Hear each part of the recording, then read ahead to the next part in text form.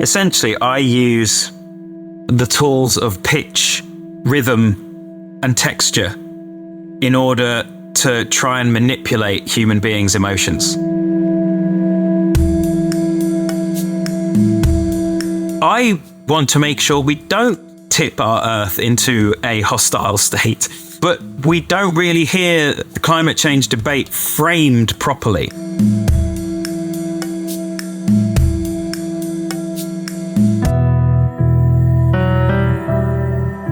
Welcome to Express Change, a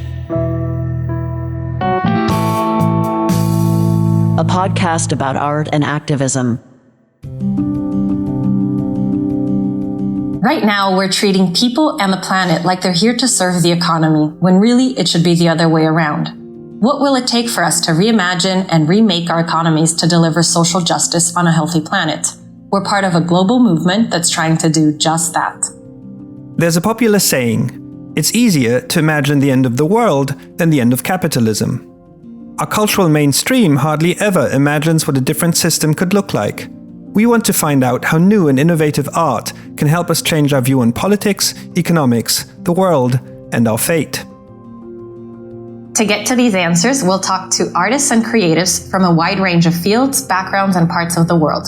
I am Marina Gattas, Culture and Public Policy Lead at the Wellbeing Economy Alliance, based in São Paulo, Brazil. And I am Martin Oetting, an artist and writer based in Berlin, Germany. Thank you so much for listening. This is episode 7 of Express Change. Rou Reynolds is the frontman and keyboardist of the band Enter Shikari. Formed in 1999 in St Albans outside London, it found its current name and lineup in 2003. They have released 7 albums so far, the latest being A Kiss for the Whole World. It came out on April 21st, 2023 and turned into their first #1 album. It's not easy to describe the musical style of Enter Shikari. We were struggling, so we turned to Wikipedia, where it says that they combine, and I quote, rock music, especially punk rock and hardcore punk, with elements of various electronic music genres, featuring breakdowns, heavy metal and hardcore influenced instrumentation, and then that description actually runs on for another 2 lines. You just have to listen to their music yourself to find out. Rou himself, meanwhile, may be one of the most politically minded popular musicians in the UK today. Rou, thanks so much for being with us today. Thank you very much for having me. I don't envy any journalist who has to describe our music, so turning to Wikipedia is probably the safest bet. This willingness and this complete freedom to borrow from pretty much any style. I mean, from the loudest, most aggressive metal to, super catchy pop. Like, I found so much stuff in your music. Why is that? Why is Enter Shikari's music like this? Is there a why that you could elaborate on? I put it down to the luck of my upbringing, the diversity that's available to you when you live in London or just outside London. So I grew up with the normal things that parents were playing their kids, everything from the Beatles to Queen. But then also I started learning the trumpet when I was very young, so I was very quickly exposed to classical music. My uncle introduced me to dance music. He gave me a Prodigy album when I was about 10, and I was just like, what?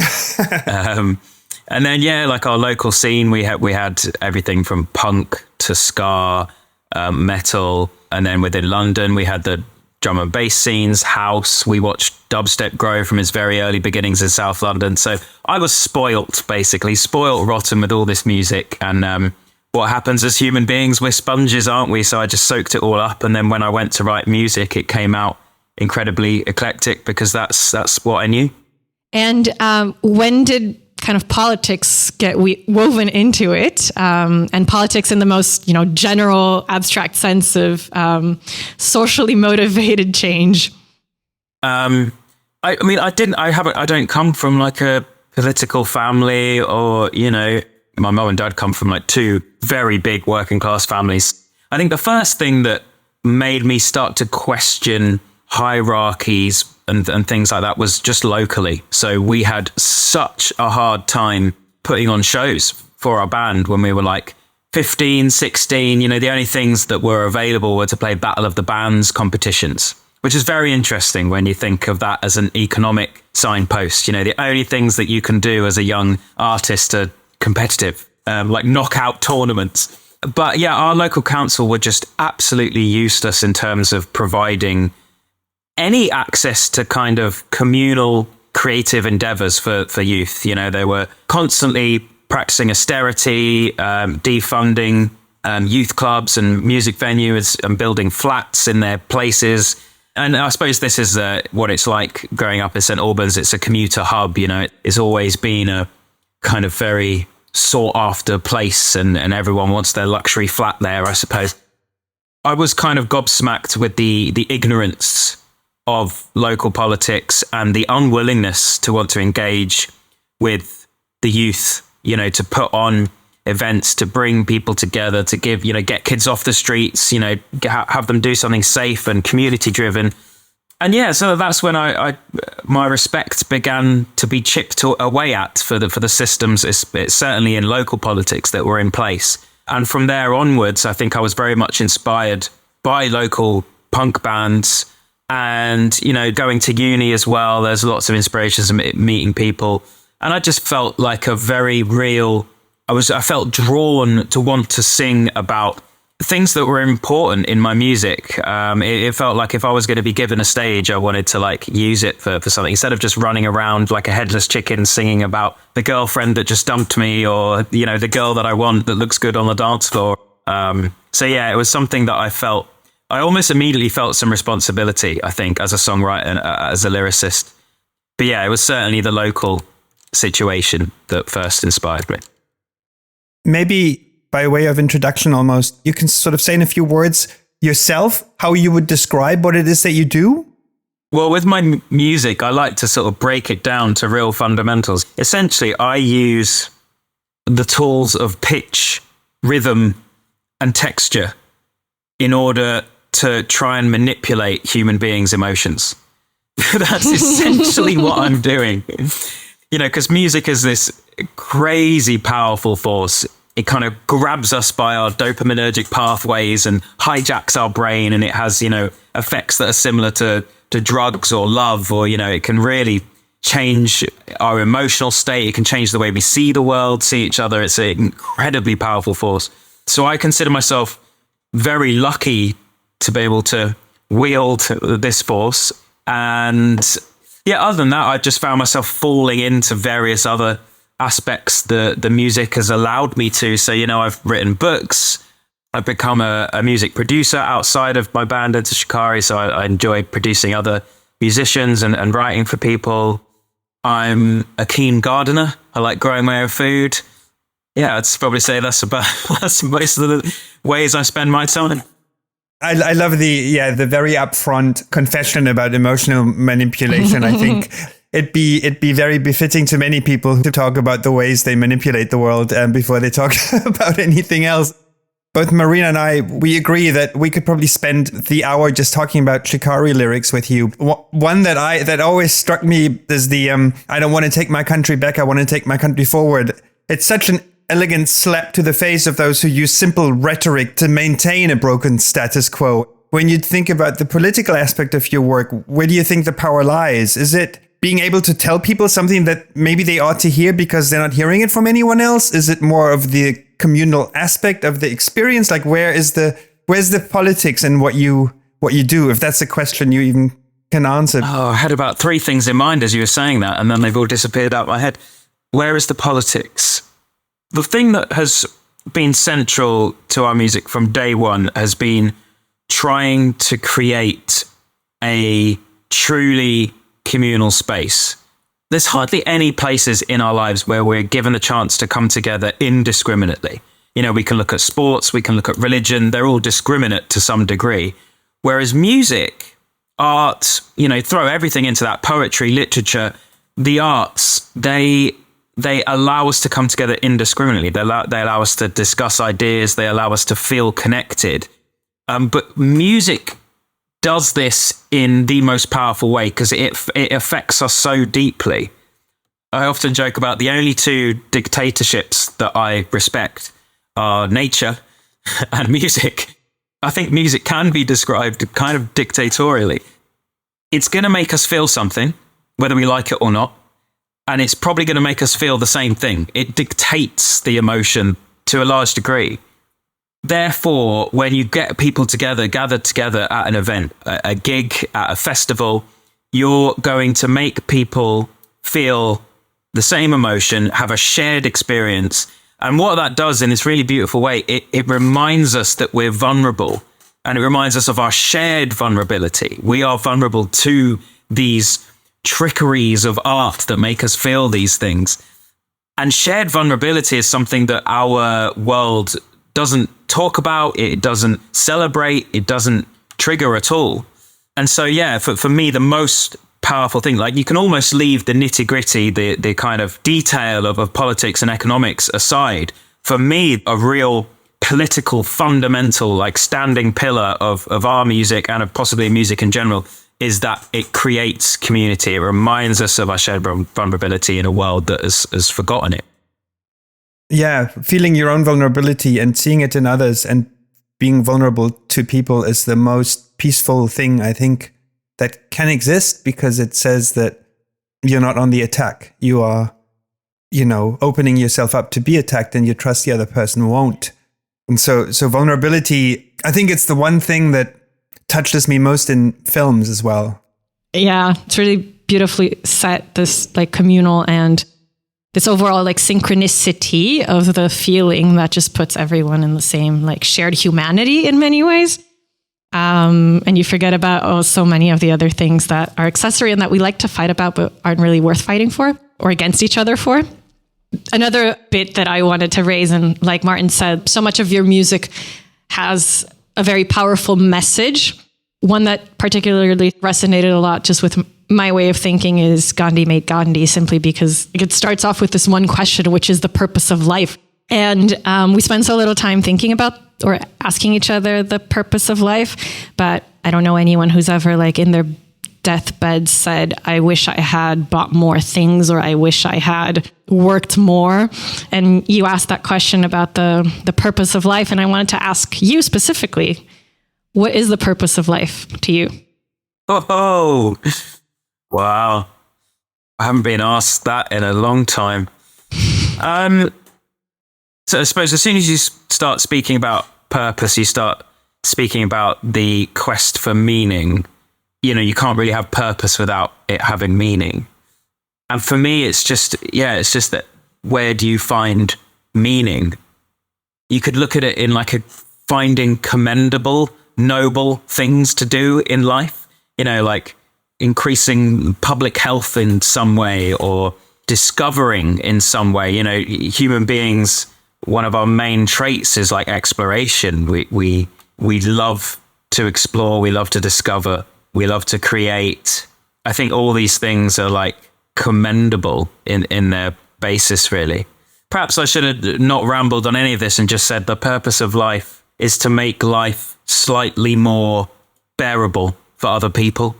There's like a simplicity and a beauty in that I like try and live by now. And especially because I've been given this platform and I've been given a sort of small amount of power with this clique within humanity, this small sliver of humanity that listen to our music. And so that I often sort of remind myself, like, okay, when we're like talking about what we're about to do for the next year, planning our lives away, I'm like, well, are these things going to make life slightly more bearable for people? So I think that seems to be like a recurring thing for me. There's nothing more important than mental and physical health, really, staying alive. So yeah, anything that aids that for me seems to have good purpose. I think that's an interesting way of putting art, or the creation of art, into the context of the well-being idea. Marina knows this, and it's one of the reasons why this podcast exists. Unlike you, I've not been making art for most of my life. I've been doing other things, and I'm trying to find my way into art. The justification to not try to manage things or be an activist of some sort, and thereby produce the results that I hope to see in the world, but to use art instead. That's sort of my quest. And I think that's why I'm in all of these interviews and where I'm doing them with people, to hear what role art plays in that process. And the simple notion to make life bearable. Yeah.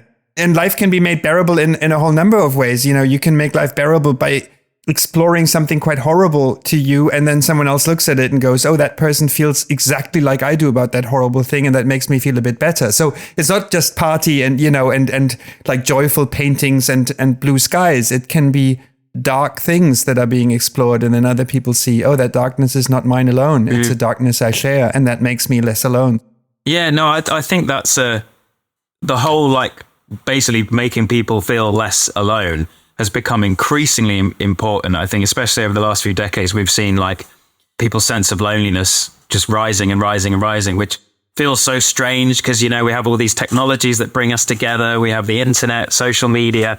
We live in big cities surrounded by people, yet we're becoming more atomized and more lonely, and struggling with all sorts of mental health, you know, the full spectrum that life is throwing at us. So anything that, like, as you say, makes people understand that they're not alone in their inner experience or their lived experience, you know, seems to me increasingly important.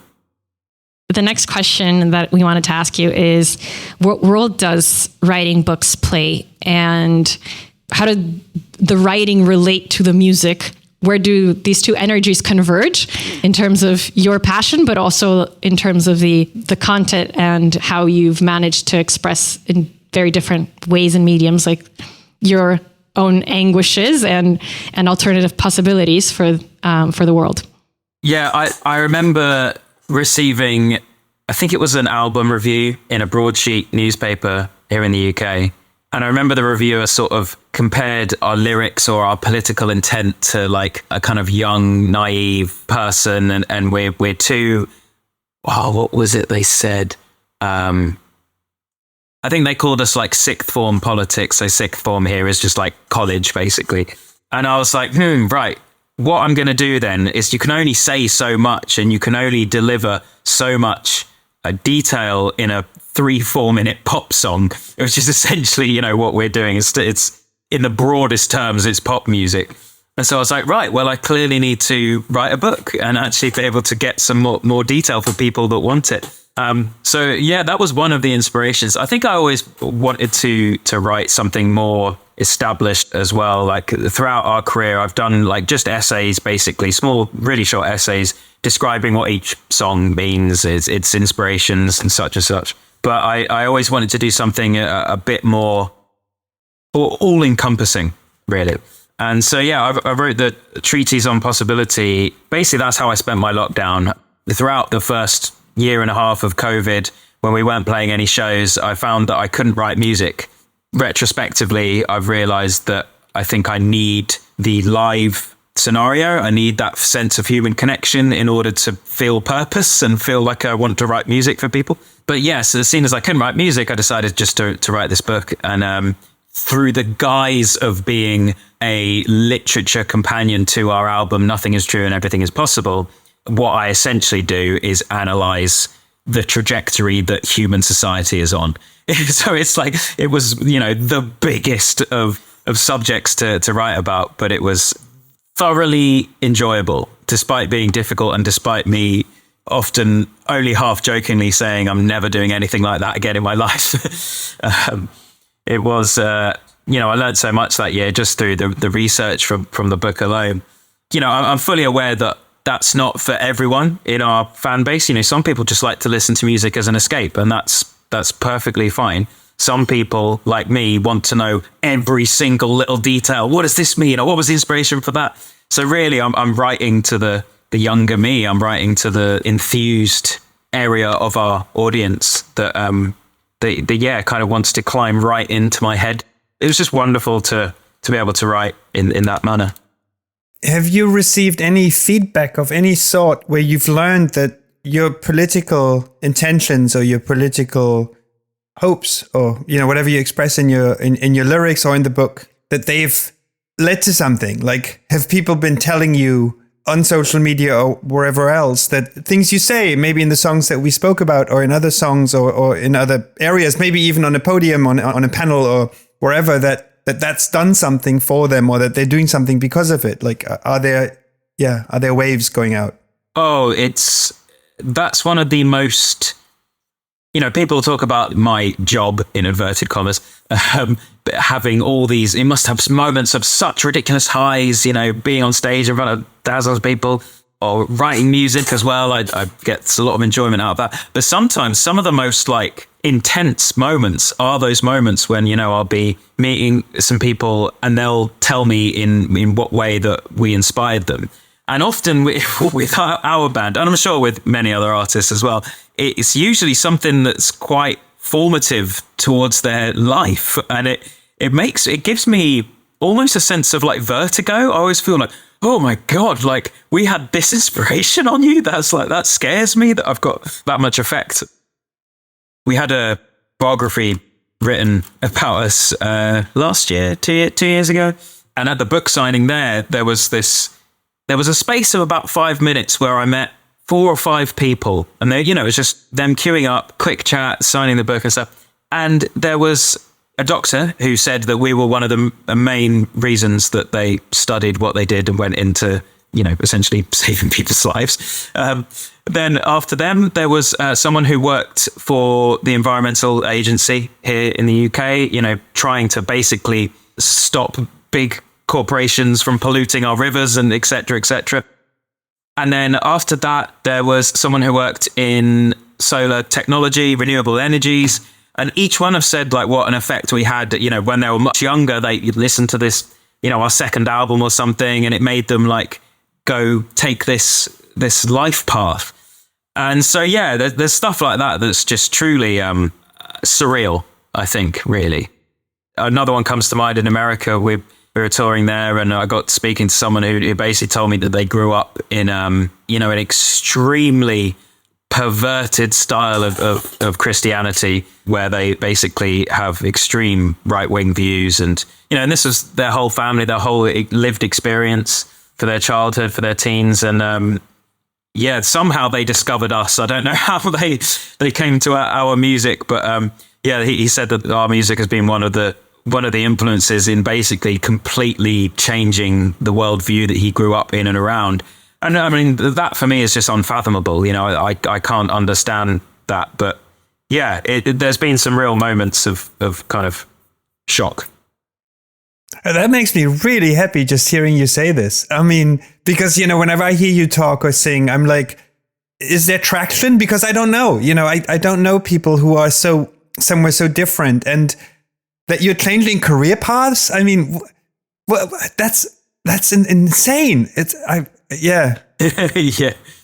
I almost can't think about it too much, because then I start to apply massive amounts of pressure on what I write next. When I know that it has this effect, I'm like, oh God, well now, it's strange. It's amazing. As a feeling, I'm so happy to hear that. At the same time, I'm thinking, well, has any single musician or any sort of artist had that sort of influence in your life and that has inspired you to any huge extent? It's hard to think of, I don't think there's one pinnacle thing. I think for me, it was probably the smaller local bands to some extent, who, for me in my formative years, sort of 15, 16 years old, watching bands, there was a ska punk band here in the UK called Adequate 7, and there was another called Cap Down, and there was this whole scene. And for me, that was my first experience of hardcore punk, and their lyrics were absolutely enthralling to me as someone who, as I described earlier, was becoming a bit frustrated with the local politics and various injustices. I was just finding out about all the environmental degradation. I was just finding out about sweatshops and things. To have those smaller bands who were singing about all these different kind of injustices, I found that hugely inspiring, because for me, the music was always the thing I was most passionate about. And I write music very much by instinct. It's all about the emotion. Is this making me feel something And so for me, it became completely obvious that then the lyrics would have to reflect that weight, that immense emotion that was within the music, that was in the tone and the pitch and the rhythm. Yeah, it became quite obvious to me that was kind of what I wanted to do and wanted to write about. I also remember discovering Rage Against the Machine. They're probably a band that most people will at least have heard of. And I can't even say that it was Zach De La Rocha, the lyricist. I can't say that he influenced me in any specific way. But I remember hearing the lyrics as a 14, 15-year-old and thinking, I don't know exactly what he's talking about. I don't have any grounding in South American politics and North American politics, and I don't know all these intricacies. But man, am I on his side. Do you know what I mean? I was like, sign me up. This, I love this guy's passion. There was a righteous indignation there that I was like, I barely know the foundations of what he's talking about, but I assume he's right, Yeah. If we get more specific in terms of politics now, playing a theoretical game, but if you could walk into Downing Street number 10 tomorrow, the seat of the British Prime Minister, and take it over, what would be the first thing that you'd do? I think, I feel like my job really is providing perspective.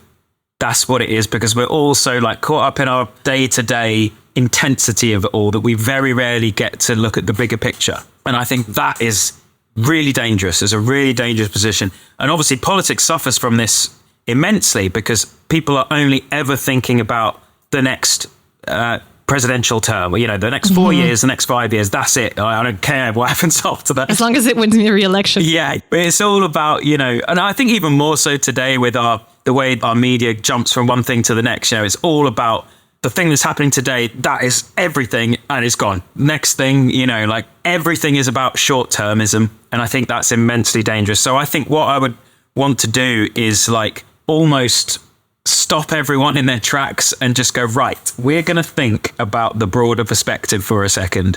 Let's just take climate change because it's one of the most obvious things that everyone should be thinking about and certainly in politics talking about and acting upon. The last glaciation of Earth finished about 12,000 years ago. Since then, our species has gone on an absolute rampage. We've changed so much. We've had our first agricultural revolution, the Neolithic revolution. We've had the Industrial Revolution. We've discovered nuclear power, AI, all these things. Our species is unrecognizable, really, from where we started 12,000 years ago. One of the reasons we've been able to do this is because our planet has been in a stable, benign state. Our climate has been in a benign state. All our complex Earth systems, our ecosystems, our oceans, our soils, everything's been in a stable state. Now, we're on the cusp of tipping things, the various tipping points of all the complex Earth systems, into an unstable state, a non-benign state, in fact, a hostile state. When you think about the trajectory that our species has been on, in many ways it's destructive. Obviously, we can talk about that, but in many ways it's incredible, and it's offered, through technology and our advancements. We live much better lives now than we did even 100 years ago. We don't die of tooth decay or whatever. I want to make sure we don't tip our Earth into a hostile state, but we don't really hear the climate change debate framed properly, with big history in mind.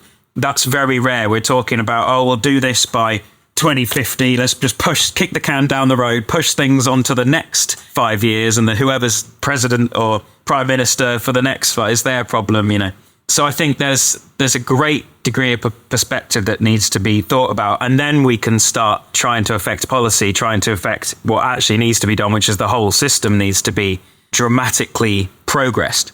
Because that's the other thing for me, that you hear system change talked about in activism and sort of in grassroots, but you don't hear that in politics yet. And I think that has to change.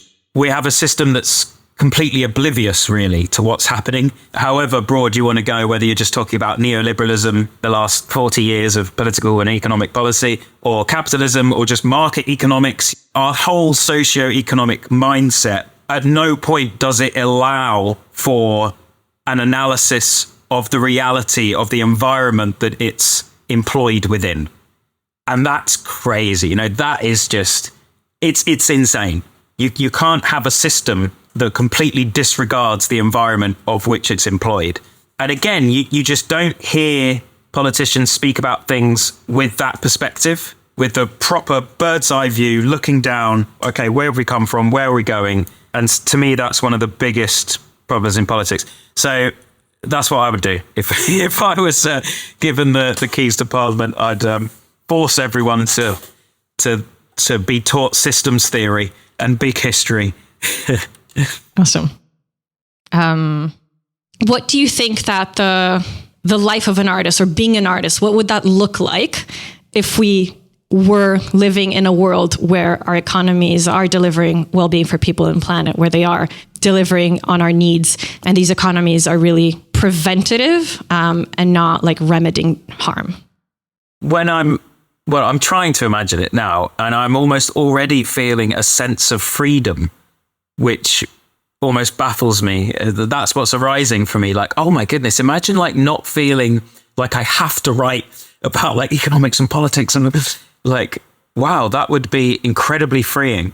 And I think what you would see is a much more confident, diverse, broad range of art, I think, because, if you take away the stress and the need to think about your art as a commodity, as something that must give you money and welfare, you would be incredibly free. And, I say that as someone who tries not to think of his art as a commodity, as something that I'm selling to people. I try and still think of this almost old school romantic, that art is a gift.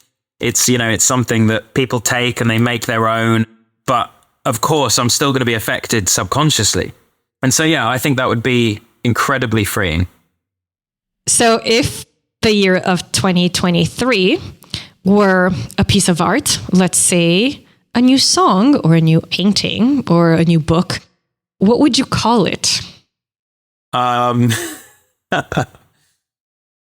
always find myself instinctively being quite doom and gloom. So like all the titles going through my head are very sort of negative. I'm like, no, come on. They want me to be positive and uplifting. I would say something like 2023, yet another cacophony.